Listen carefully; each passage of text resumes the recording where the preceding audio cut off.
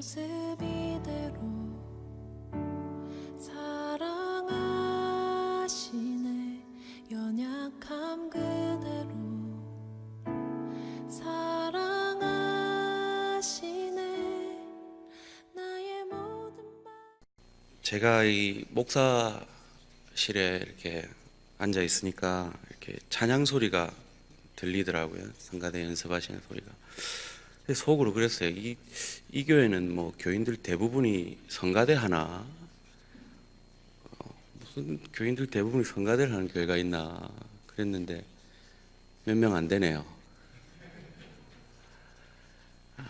일사후퇴 이래로 가장 은혜로운 찬양이었습니다. 이렇게 말하면 뻥 같죠. 그래서 1972년 이래로 가장 은혜로운 찬양이었습니다. 무엇보다 소리도 좋았지만 참 가사가 오늘 설교와 참 연관이 많이 되어서 은혜를 많이 받았습니다. 말씀 생각하기 전에 우리 학창시절 생각하면서 시 한 편 읽고 시작하면 어떨까 싶습니다. 나그네라는 시입니다. 함께 읽겠습니다. 시작.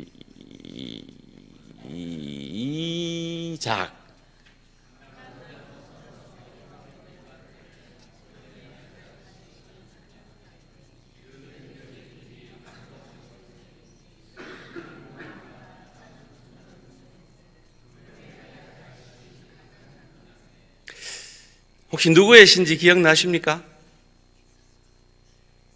예, 그렇죠. 일부 예배 때는 3명 앉아 있었는데 맞췄는데 지금 못 맞추시면 안 됩니다. 예, 한국이 낳은 세계적인 시인 박목을 시인의 시입니다. 수백 편의 아름다운 시를 짓고 노래를 만든 시인이죠. 그런데 이 존경받는 시인이 가족과 자기가 가르치던 서울대 교수직을 버리고 그가 가르치던 제자와 바람이 나서 모든 것을 버리고 호련히 자취를 감추었던 적이 있는 것은 많은 사람들에게 알려져 있지 않습니다. 왜일까요? 오늘 우리가 읽은 본문은 주님께서 가르쳐 주신 제자들의 기도 주기도문입니다.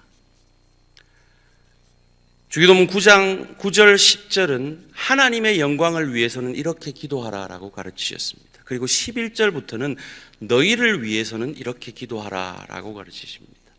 다른 말로 하면 너희의 행복을 위해서 이것이 꼭 필요하니 이것을 기도하라라고 가르치십니다. 11절이 뭔지 한번 암송해 보겠습니다. 시작.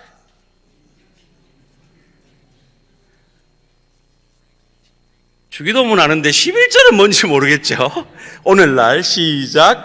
오늘날 우리에게 일용할 양식을 주시옵고. 그렇습니다. 우리의 행복을 위해서는 일용할 양식이 꼭 필요합니다. 믿으십니까?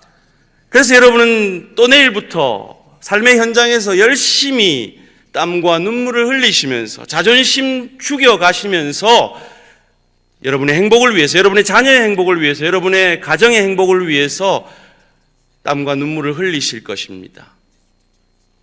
그런데 우리 예수님은 일용할 양식이 우리의 행복을 위해서 꼭 필요한 것을 아시기도 하시지만 또한 우리의 행복을 위해서 필요한 것이 있다고 말씀하십니다.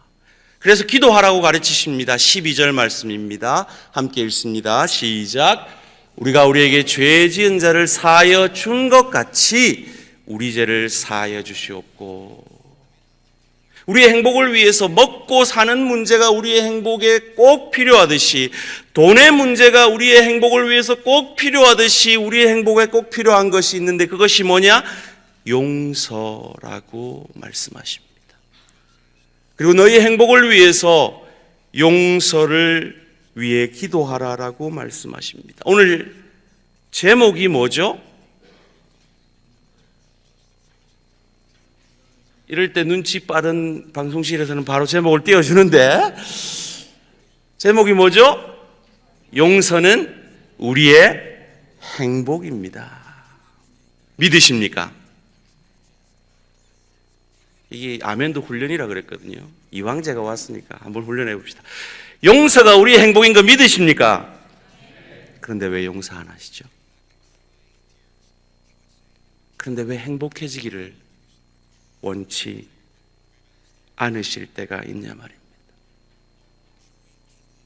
문제는 이 주기도문은 아무나 할 수 없는 기도입니다. 누구만 할 수 있습니까?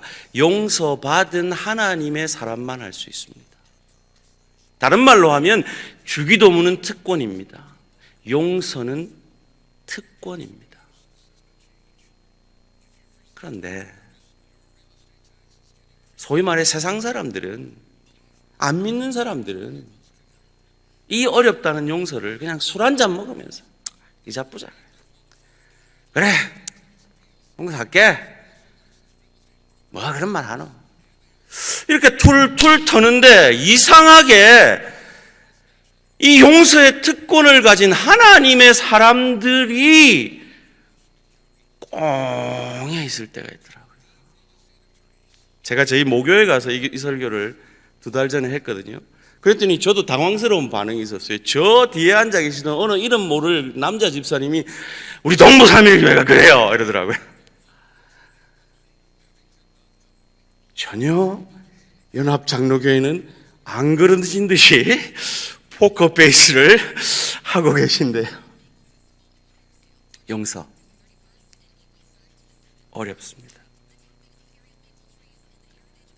그런데 우리는, 용서받은 우리는 용서할 수 있다는 것을 아시고 예수님께서 용서에 대해 가르쳐 주셨습니다. 근데 여러분, 방금 주기도문 암송하고 주기도문 읽고 했는데 좀 찝찝하지 않으세요? 제가 지금 깜짝 놀랐어요. 우리 지휘자님 보고 깜짝 놀랐어요. 보통 성가대 지휘자는 부엌에서 일 잘 안 하는데 부엌 대장님이 성가대 지휘를 하고 있어서 제가 깜짝 놀랐어요. 세상에 이런 교회가 다 있네. 대장님, 부엌 대장님, 성가대 지휘자님, 찝찝하지 않으셨어요? 솔직하게 한번 얘기해 보세요. 우리가 우리에게 죄 지은 자를 사해 준 것 같이 우리 죄를 사해 주십시오. 찝찝하셨대요. 찝찝하지 않으셨던 분이 있으면 둘 중에 하나입니다. 한 분은 양심의 화인을 맞았거나 한 분은 믿음이 지나치게 좋은 분이시겠죠. 찝찝합니다. 왜요? 조건적 기도 같잖아요. 조건적 용서 같잖아요. 심지어 주기도문의 다른 구절들은 부가 설명이 없는데 이 구절은 부가 설명까지 있어요. 14절 15절입니다. 함께 읽습니다. 14절 15절 시작. 너희가 사람의 잘못을 용서하면 너희 하늘 아버지께서도 너희 잘못을 용서하시려니와 너희가 사람의 잘못을 용서하지 아니하면 너희 아버지께서도 너희 잘못을 용서하지 큰일 났습니다. 큰일 났습니다. 세상에 정말 조건적 기도 같습니다. 우리가 용서 안 해주면 우리 용서 못 받을 것 같습니다. 만약에 그것이 사실이라면 저와 여러분의 구원은 아직 불확실합니다. 왜요? 우리 용서 못할 때 있잖아요. 우리 용서 못한 경우가 있잖아요. 그런데 이 주기도문의 가르치심이 조건적 기도가 되려면 이 12절 말씀에 말씀하신 이 두 조건이 비슷해야 조건이 되는 겁니다. 일부 예배에서는 3명이 앉아 있었는데 맞췄다 그랬습니다. 여러분, 저와 여러분이 하나님 앞에 용서받은 그 용서는 예수님께서 비유로 말씀하시기를 몇 달란트 탕감받은 종이라 그랬죠? 3명이 맞췄습니다. 다시요. 성경에 예수님께서 우리가 하나님 앞에 용서받은 그 용서를 비유로 말씀하시면서 몇 달란트 탕감받았다고요? 10,000달란트요. 역시 장로님이십니다. 그런데 우리가 내게 죄 지은 자를 사해 주는 그 용서는 몇 데나리온이라고요?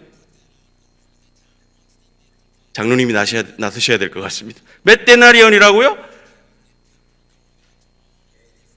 100데나리온이요. 여러분 100데나리온 하면 요즘 돈으로 하면요, 1당 100불이면 10,000불이고요, 1당 200불이면 20,000불입니다. 작은 돈 아닙니다. 그래서 용서가 어렵습니다. 쉽지 않습니다. 그런데 하나님께 우리가 탕감받은 건 몇 달란트? 10,000달란트라고요. 한 달란트가 6,000데나리온이에요.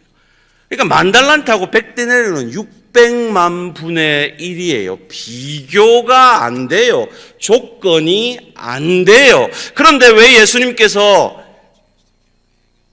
조건적 기도 같은 오해를 받아 가시면서까지 이 말씀을 우리에게 가르치시느냐고요. 10,000달란트 탕감받은, 그 당시에 헤롯이 로마한테 바친 1년 세금이 600달란트예요. 예수님 통도 크세요.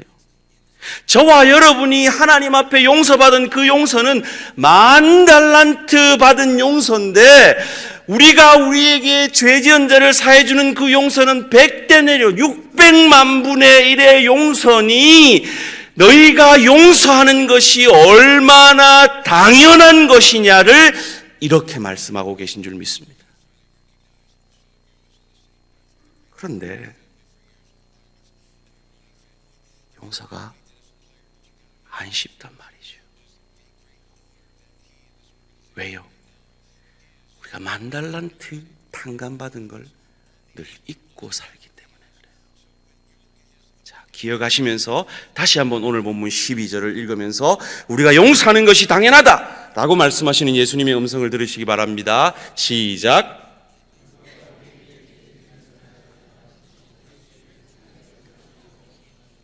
믿으십니까? 그럼 용서가 뭡니까? 용서가 무엇인지를 예수님께서 아주 독특한 말씀으로 우리에게 가르쳐 주신 구절이 있습니다. 마태복음 4장 22절입니다. 21절, 22절 함께 읽습니다. 시작. 방송실 계속 넘기시면 됩니다. 그냥 제가 드린 거 계속 넘기시면 됩니다. 시작. 거기서 더 가시다가 다른 두 형제 곧 세베대의 아들 야고보와 그의 형제 요한이 그의 아버지 세베대와 함께 배에서 그물 깁는 것을 보시고 부르시니 그들이 곧 배와 아버지를 버려두고 예수를 따르니라. 아멘. 여기서 버려두고라는 원문과 오늘 우리가 읽은 12절에 우리가 우리에게 죄 지은 자를 사하여 준 것 같이 우리 죄를 사하여 주시옵소서라는 그 사하여 달라는 원문이 같은 말입니다. 용서는 무엇입니까? 버리는 것입니다. 용서는 무엇입니까? 버리는 것입니다. 근데 우리가 용서한 것 같은데 용서하지 않은 증거를 우리 삶에서 얼마나 자주 경험하는지 모릅니다. 특별히 부부 사이. 당신이 내한테 11년 전에 이 말 해가지고 이 행동 해가지고 내가 얼마나 힘들었는지 알아? 부부싸움만 하면 나오는 그 얘기 있잖아요. 용서한 거예요, 아니에요? 안 한 거예요. 우리 목사님이 분명히 내가 인사했는데 내 인사 안 받아주고 내 무시했대. 신동주 목사님 말고 18년 전에 계셨던 그 목사님이 꽁하게 있는 거예요. 우리 장로님이, 우리 권사님이, 우리 집사님이 나한테 이랬대. 용서한 거 아니에요.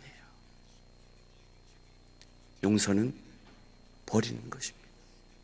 그리고 그것을 버림으로 행복해지는 것입니다. 버리심으로 행복해지시는 저와 우리 모든 성도님들 되시기를 주님의 이름으로 축원합니다.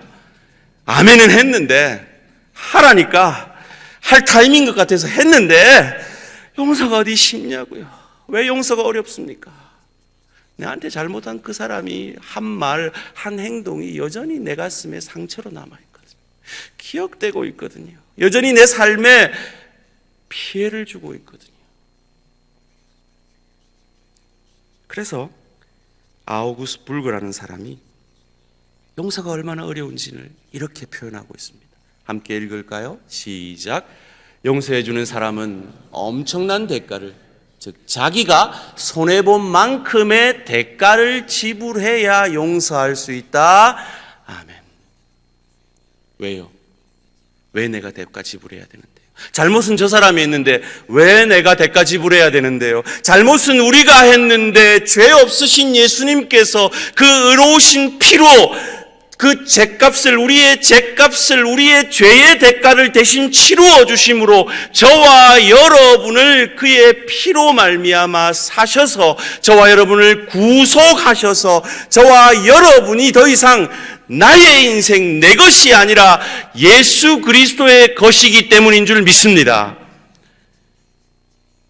예수님이 대가를 지불해서 우리 죄를 용서하셨다는 것을 참 잘 보여주는 재미난 구절이 누가복음 5장에 나옵니다. 여러분 잘 아시는 누가복음 5장에 중풍병 걸린 친구를 그 친구들이 지붕 뚫고 매트 내려가지고 치유받은 사건 다 기억하시죠? 근데 그 사건에서 예수님이 아주 재밌는 말씀을 하십니다. 죄 사함을 받으라 라고 하니까 치유가 일어났거든요. 바리새인들이 발끈한 거예요. 신성모독이다. 발끈한 거예요. 그때 예수님이 이렇게 묻습니다. 죄 사함을 받으라는 말과 일어나 걸어가라는 말 중에 어느 것이 더 쉽냐라고 물으십니다. 자, 우리 지휘자님은 했으니까 우리 성악을 전공하신 우리 여전도회 회장님 밥도 얻어먹었으니까 뭐가 더 쉽죠? 둘 중에 하나입니다. 그냥 찍으시면 됩니다. 뭐가 더 쉽습니까?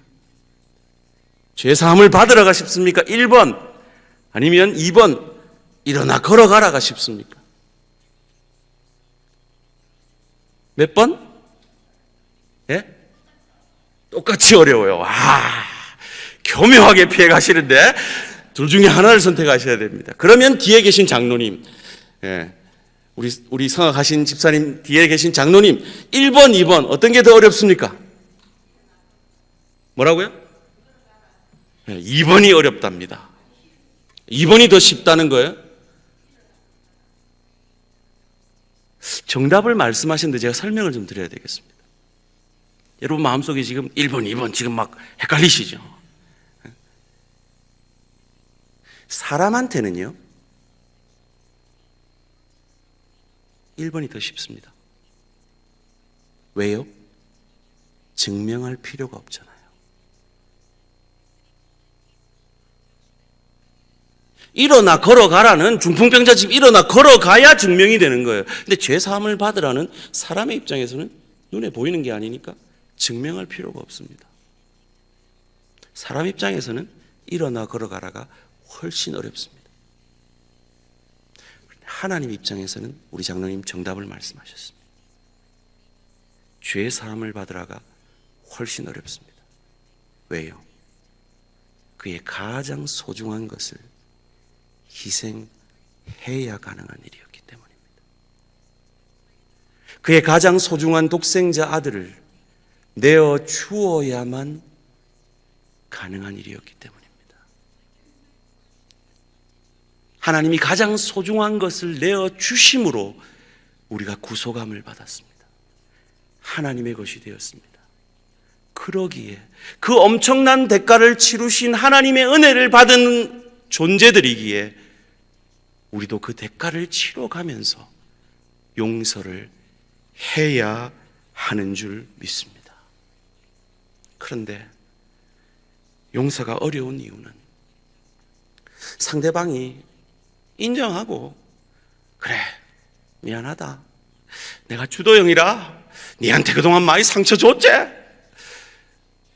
그래 용서해도 이렇게 용서를 구하면 용서는 쉽죠. 우리 다 그리스도인들인데 그런데 여전히 나를 미워하고 여전히 나를 싫어하고 여전히 자기의 잘못을 깨닫지 못하는 사람을 용서하는 것은 우리에게는 불가능한 일입니다. 제가 마태복음 강의를 준비하면서 여러 가지 책들을 참고하는 중에 오카는 목사님의 책을 읽으면서 참 공감이 되는 한 자매의 이야기를 읽었습니다. 그래서 함께 나누기를 원하는데, 에밀리 브란트라는 자매입니다. 이 자매는 어려서부터 어머니를 증오하는 자매입니다. 그리고 어머니도 그 자매를 증오하죠. 서로 증오하는 모녀 관계입니다. 그런데 이 에밀리 브란트가 하나님의 사랑에 녹아져 내린 거예요. 그리스도 예수의 십자가 사랑을 믿고 그것을 깨달아 구원받은 거예요. 예수님의 사랑에 감동된 거예요. 그리고는 끊임없이 그 안에 계신 성령께서 어머니를 용서해라, 어머니를 사랑해라 하는 마음을 계속 주십니다. 그래서 어머니를 용서하고 사랑하려고 보면 그 어머니는 여전히 자기를 미워하고 증오하고 있습니다. 자기를 여전히 미워하고 증오하는 사람을 사랑한다는 것, 그건 인간에게 불가능한 일입니다. 그래서 에밀리 브란트는 이렇게 고백합니다. 함께 읽을까요? 시작. 날마다 눈을 뜰 때마다 인간의 용서가 부스러지기 쉬운 것이라는 것을 실감한다. 내가 용서를 자연스럽게 실천하기 위해서는 하나님과 밀접하게 동행해야 한다는 것을 알았다. 아멘. 그렇습니다. 하나님과 동행하지 않으면, 하나님의 은혜가 내 속에 있지 않으면, 내가 10,000달란트 탕감받은 존재라는 것을 늘 기억하고 감사하지 않으면 우리의 인간의 노력으로 용서는 불가능합니다. 마치 이런 얘기입니다. 지독한 시집살이를 한 며느리가 그 시어머니를 용서하지 아니고 여전히 미워하면서 원망하면서 증오하면서 마음으로 다짐을 합니다. 나는 절대 저런 시어머니가 되지 않으리라. 그리고 시어머니가 되면 그 시어머니보다 더한 시어머니가 되는 것을 우리는 드라마에서 자주 확인합니다. 그죠? 그게 무슨 원리냐면 쓴뿌리 원리입니다. 여러분, 용서하지 아니하고 미워하고 증오하면 상대방이 피해를 입은 것 같죠? 아니요.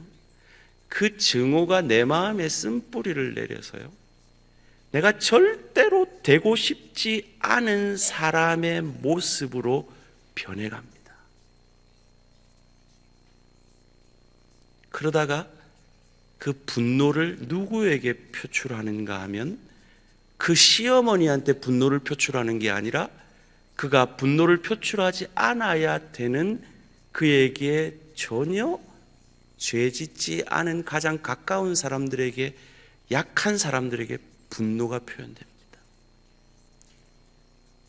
그 대상이 교회에서는 주로 목사가 되기 쉽습니다. 그 대상이 가정에서는 주로 배우자가 되기 쉽습니다. 자녀가 되기 쉽습니다. 그 대상이 일터에서는 자기 아래에 있는 사람이 될 수 있습니다. 얼마나 불행한 일입니까?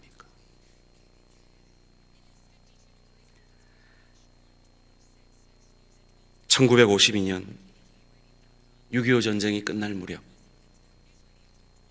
박목월 시인이 중년이 되었을 때 그의 제자와 바람이 나서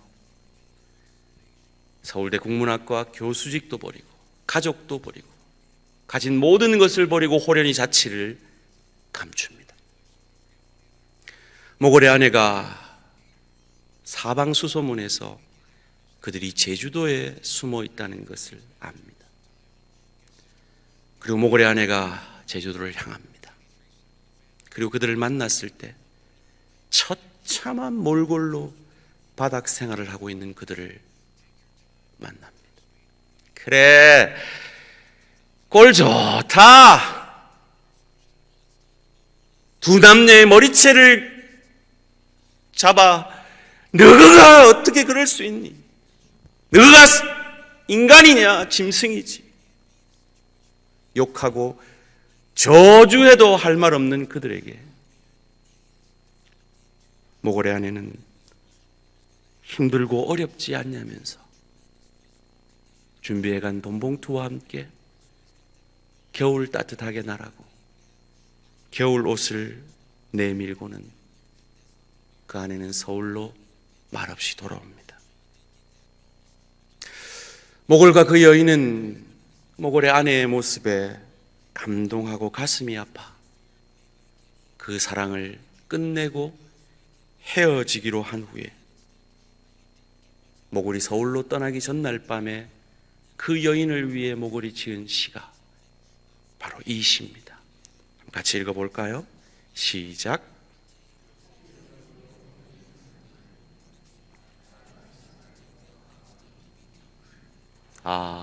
너도 가고 나도 가야지. 한낮이 끝나면 밤이 오듯이 우리의 사랑도 저물었네. 너도 가고 나도 가야지. 산촌에 눈이 쌓인 어느 날 밤에 촛불을 밝혀두고 홀로 울리라. 너도 가고 나도 가야지. 기러기 우러에는 하늘구 말리. 이 가곡 속에 이런 사연이 숨어 있었습니다. 세상에 이 남자가 눈이 쌓인 어느 날 밤에 촛불 밝혀두고 홀로 울겠답니다. 세상에.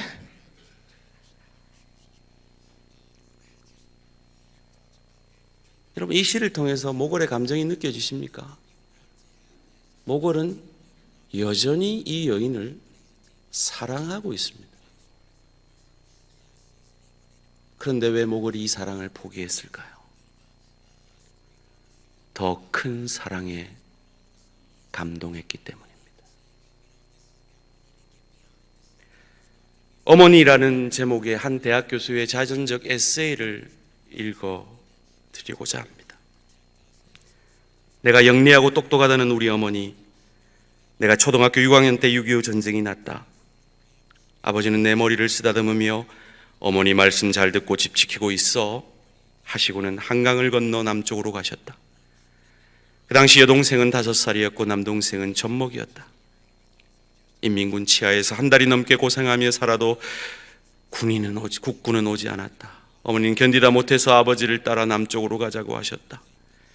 우리 삼형제와 어머니는 보따리를 들고 아무도 아는 이가 없는 남쪽으로 향해 길을 떠났다. 일주일 걸려 겨우 걸어서 닿은 곳이 평택 옆 어느 바닷가 조그마한 마을이었다.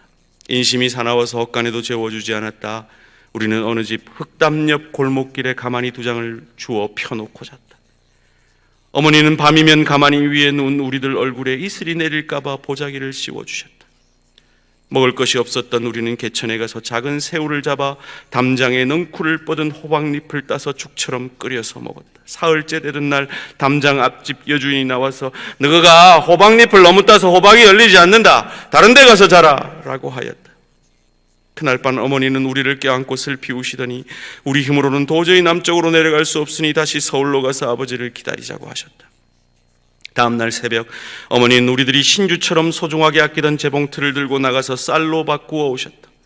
쌀자루에는 끈을 메어서 나에게 지우시고 어머니는 어린 동생과 보따리를 들고 서울로 다시 돌아오게 되었다. 평택에서 수원으로 오는 산길로 접어들어 한참을 가고 있을 때였다. 30살쯤 되어 보이는 젊은 청년이 내 옆에 붙으면서 무겁지? 내가 좀 져줄게 하였다. 나는 고마워서 아저씨 감사해요 하고 쌀자루를 맡겼다. 쌀자루를 짊어진 청년의 발길이 빨랐다. 뒤에 따라오는 어머니가 보이지 않았으나 외길이라서 나는 그냥 그를 따라갔다. 한참을 가다가 갈라지는 길이 나왔다. 나는 어머니를 놓칠까봐 아저씨 여기 내려주세요. 어머니를 기다려야 해요 라고 했다. 그러나 청년은 내 말을 듣는 둥 마는 둥 그냥 따라와 하고는 가버렸다. 나는 갈라지는 길목에 서서 망설였다. 청년을 따라가면 어머니를 잃을 것 같고 그냥 앉아있으면 쌀을 잃을 것 같았다. 당황해서 큰 소리로 몇 번이나 아저씨 아저씨 하고 불렀지만 청년은 뒤도 돌아보지 않았다. 나는 그냥 주저앉아 있었다. 어머니를 놓칠 수는 없었다. 1시간쯤 지났을 즈음 어머니가 동생들을 데리고 오셨다. 길가에 울고 있는 나를 보시더니 첫마디가 쌀자루는 어디 갔니? 하고 물으셨다. 나는 청년이 져준다더니 쌀자루를 쥐고 저 길로 갔는데 어머니를 놓칠까봐 그냥 앉아 있었다고 했다. 순간 어머니의 얼굴이 창백하게 변했다. 그리고는 한참 있더니 내 머리를 껴안고 내 아들이 영리하고 똑똑해서 애미를 잃지 않았네 하시며 우셨다. 그날 밤 우리는 조금 더 걸어가 어느 농가 마루에서 자게 되었다. 어머니는 어디에 가셔서 새끼손가락만한 삶은 고구마 2개를 얻어오셔서 내 입에 넣어주시고는 내 아들이 영리하고 똑똑해서 아버지를 볼 낯이 있지 하시면서 우셨다. 그 위기에 생명줄 같았던 쌀을 바보같이 다 잃고 누워있는 나를 영리하고 똑똑한 아들이라고 칭찬해 주시다니, 그 후 어머니에게 영리하고 똑똑한 아이가 되는 것이 내 소원이었다. 내가 공부를 하게 된 것도 결국은 어머니에게 기쁨을 드리고자 하는 소박한 욕망이 그 토양이었음을 고백하지 않을 수 없다. 어느 때는 남들에게 바보처럼 보일 수 있었지만 어머니의 바보처럼 보이는 나를 똑똑한 아이로 인정해 주시던 칭찬의 말 한마디가 지금까지 내 삶을 지배하고 있는 정신적 지주였던 것이다. 현재 서울대학교 명예교수이신 박동규님의 글입니다. 그리고 이 글 속에 나오는 어머니는 시인 박목월님의 아내이십니다. 그 아내가 이 생명을 건, 가족을 지키기 위해 생명을 건 고군분투를 하고 있을 그때 그 남편은 여자자와 바람이 나서 그 가족을 버리고 호련히 자취를 감추었습니다. 세상 가장 어려운 용서가 있다면 아마도 모골의 아내가 모골을 향한 용서가 아닐까 생각해 봅니다. 그런데 어찌 모골의 아내가 모골을 용서할 수 있었을까요? 그녀가 더 큰 하나님의 사랑을 받은, 용서받은 하나님의 사람이었기 때문입니다. 그리고 저와 여러분도 더 큰 하나님의 사랑을 입어 용서받은 하나님의 사람, 10,000달란트 탕감받은 용서받은 죄인들입니다. 혹 여러분에게 모골의 아내에게 모골과 같은 용서하기 힘든 사람은 없습니까? 용서하기 힘든 어떤 사건은 없습니까? 혹 두렵고 떨림으로 여쭙니다. 혹 여러분이 용서하지 못하고 있는 그 사람 중에 여러분을 거쳐갔던 여러분의 목회자는 없으십니까? 저는 6남매 막내입니다. 저 6남매 중에 4남매가 목회를 하고 있습니다. 그래서 목회자의 마음은 잘 아는데 성도들의 마음은 제가 잘 헤아리지 못할 때가 있습니다. 그런데 집사로 저희 모교회를 섬기고 있는 저희 누나가 지난 19년간 신앙생활을 하는 게 아니라 신앙을 버티고 있는 것을 봤습니다. 그 교회를 19년간 섬긴 목사님과 관계가 좋지 않았기 때문입니다. 만나면 목사님 욕 들었습니다. 핀잔 들었습니다. 아이들 앞에서도 서스럼 없이 목회자 욕을 하더라고요. 사랑하는 성도님들, 목회자가 좀 부족해도요, 절대로 아이들 앞에서는 욕하지 마십시오. 여러분, 그렇게 하시는 건 그 아이들에게 사약을 먹이는 겁니다. 신앙생활 제대로 하지 말라라고 가르치는 겁니다. 그런데 새 목사님이 와서 이 누나가 그 목사님을 존경하고 사랑하고 너무나 아름답게 신앙생활을 하는 걸 보면서 성도에게 목회자와의 관계는 정말 중요하구나 하는 것을 깨달았습니다.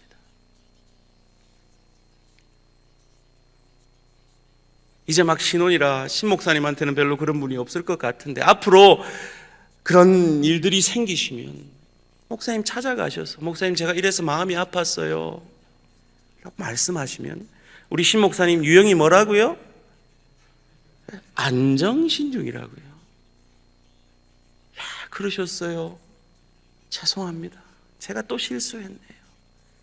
라고 하실 뿐이니까 꽁 하지 마시고 용서하지 못할 일 생기시면 푸셔서 행복한 신앙생활 하시는 우리 연합장로교회 되시기를 주님의 이름으로 축원합니다. 혹 여러분 가운데 모골의 아내에게 모골과 같은 사람이 여러분의 가족은 아닙니까? 혹시 같이 신앙생활하는 우리 연합장로교회 지체는 아닙니까? 용서하심으로 행복해지시기를 바랍니다. 제가 참 존경하는 우리 서울 침례교회 다니시던 분들이 몇 분 계시다고 들었는데 우리 최영기 목사님이 제가 참석했던 세미나에서 이런 간증을 하세요. 자기가 부목사로 섬길 때 참 건강하셨던 한 집사님이 갑자기 다리를 쩔뚝거리면서 잘 걷지를 못하시더라는 거예요. 그래서 목사님 기도 좀 해주세요 해서 최영기 목사님 기도를 하려고 하는데 성령께서 최영기 목사님 마음속에 이런 마음을 주시더래요. 그렇게 이렇게 질문을 하셨어요. 집사님, 혹시 집사님 최근에 누군가를 미워하고 용서하지 못하는 사람 있지 않으세요? 깜짝 놀라시더래요. 목사님 그거 어떻게 하셨어요? 지금 성령께서 제게 그런 마음을 주셨고 인간은 너무나 신묘막측한 영적인 존재이기 때문에 영의 혈이 막히면 때로 육신이 이유도 알 수 없는 아픔을 겪는다는 거예요. 그래서 용서하시겠습니까? 용서하고 치유받고 행복해지시겠습니까? 예, 용서하겠습니다. 그분을 떠올리면서 용서의 기도를 드리고 치유의 기도를 탁 드렸는데 그분이 나아버렸어요. 아멘? 별로 안 믿기시죠? 주가 다른 얘기인데, 그죠? 여기는 피츠버그고 저기는 휴스턴이었는데 제가요 한 2달 전에 저희 교회에서 이런 일이 있었어요. 저희 교회 성도님 중에 한 분이 어깨가 계속 아프대요. 젊은 여자분이었는데 그래서 제가 예배 마치고 설교 끝나고 나서 그분하고 인사하면서 그 자리에서 3번인가를 안수하면서 기도했어요. 나갈게요, 안 나갈게요? 안 났어요. 근데 이분이 자기 아버지를 지독하게 미워하는 분이세요. 자기 아버지 때문에 고생한 잠이. 근데 이 말씀 듣고 아버지를 용서할 마음이 생긴 거예요. 그래 하나님 앞에 결단한 거예요. 용서하기로. 그리고 그 다음 날 아버지한테 전화를 했어요. 아버지 잘 계세요? 지금 요양원에 계신데 아버지가 아이고 딸, 안 그래도 내가 하나님 안 믿지만 하나님한테 기도했다. 우리 딸 목소리 한번 듣자고. 근데 하나님 기도 응답해 주셨네. 그래요 아버지 교회 가세요. 그 다음날 교회 갔다는 거 아니에요. 그리고 어깨 나을게요, 안 나을게요? 그거는 잘 아시네. 그 믿음은 있으시네. 이 목사에 대한 믿음 없으신데 예? 나았어요. 왜 그럴까요? 인간은 영적인 존재이기 때문에 영의 혈이 막히면 육신이 탈이 나요. 행복해지지 않아요. 지금 이 시간 저는 여러분에게 행복을 초대하기를 원합니다. 저는 무슨 은사 있는 목사도 아니고요. 단지 이 시간을 위해서 제가 한 끼 금식은 했습니다. 제 능력으로 하는 게 아니라 여러분 안에 계신 성령께서 역사하셔야 가능한 일이라고 믿기 때문입니다. 여러분 조용히 가슴에 손을 얹으십시오. 가슴에 손을 다 얹으시고요. 조용히 눈을 감아 주십시오. 그리고 여러분의 인생에 있어서 용서하지 못하는 사람을 괴로우시더라도 힘드시더라도 떠올려 보십시오.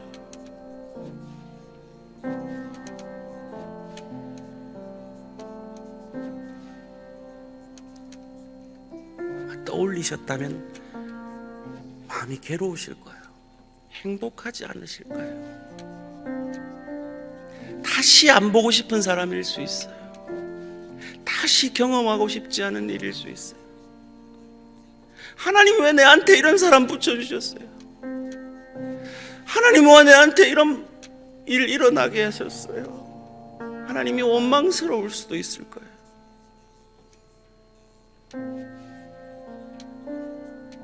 여러분 그 자리로 가셨다면, 그 현장으로 가셨다면 그곳에 누가 계십니까? 그 사람과 나, 그리고 저 주변에 누가 있습니까? 근데 하나 더 상상을 해보십시오. 그 자리에 나와 그만 있는 것이 아니라 예수님이 함께 계셨습니다. 제가 상상하라고 했지만 상상이 아닙니다. 사실입니다. 왜냐하면 그분은 세상 끝날까지 우리와 함께 하시겠다고 약속하셨기 때문입니다. 그곳에 예수님이 계십니다. 그리고 예수님이 내 어깨를 토닥거리며 말씀해 주십니다. 힘들었지? 힘들었지? 안다. 내가 네 마음 안다. 내가 네 고통 안다. 그리고 너와 함께 내가 그 아픔을 함께 아파했다. 함께 고통당했다.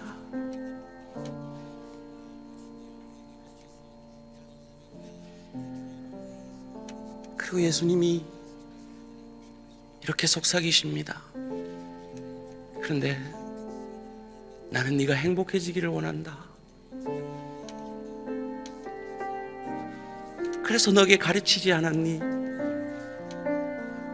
우리에게 죄 지은 자를 사하여 준 것 같이 우리 죄를 사하여 달라고 기도하면 행복해진다. 어려운 거 안다? 힘든 걸 안다? 왜 내가 저 사람을 용서해야 되고 왜 내가 그 일을 용서해야 돼요? 그 마음 있는 거 안다, 이해한다. 그런데 기억하렴, 내가 내 죄를 10,000달란트를 탕감해 줬단다. 이제 100데나리온을 용서하는 것은 네게 얼마나 당연한 것이냐. 그러니 용서함으로 행복해지려구나. 용서함으로 치유받으려구나. 용서함으로 자유함 얻으려구나. 버림으로 자유함 얻으려구나. 주님이 속삭이십니다.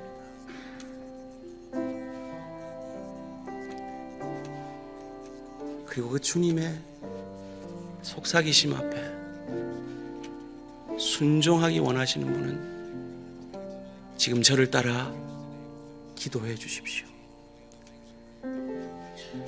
내가 주 예수 그리스도의 이름으로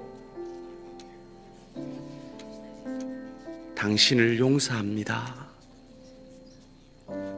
다시 기억하지 아니하겠습니다. 다시 말하지 않겠습니다. 버리겠습니다. 용서함으로 행복해지겠습니다. 예수님 도와주시옵소서. 예수 그리스도 이름으로 기도합니다. 아멘. 혹 여러분 가운데 방금 용서의 기도가 어려우셔서 차마 용서하지 못하신 분들 있으시면 죄책감 가지실 필요 없습니다. 그리고 기억하십시오. 내게 이토록 어려운 용서를 주님은 우리가 아직 죄인 되었을 때 사과도 안 했고 용서도 구하지 않았고 내가 죄인인지도 모르는 그때에 저와 여러분을 용서해 주셨다는 그 주님의 용서에 대해서 감동하시고 감격하셔서 다음 주의 성령께서 여러분 마음속에 문을 두드리실 때 순종하시기를 주님의 이름으로 축원합니다. 기도드리겠습니다. 살아계신 하나님, 감사합니다. 오랫동안 용서하기 어려웠던 그 사람과 그 사건을 용서하게 하시니 감사합니다. 이제 행복해지겠습니다. 자유로워지겠습니다. 그러나 주님, 혹 아직까지 용서하지 못한 사랑하는 내 지체에 있다면 찾아가 주시고 그 어려운 용서를 나를 향하여서 주님께서 우리가 아직 죄인 되었을 때 그리스도 예수께서 우리를 위하여 죽어주심으로 그 긍휼의 사랑으로 우리를 용서하셨다는 그 사랑에 감격하고 감격하여 용서함으로 행복해지는 역사가 속히 오게 하여 주시옵소서. 감사드리오며 이 모든 말씀 주 예수 그리스도 이름으로 기도합니다. 아멘.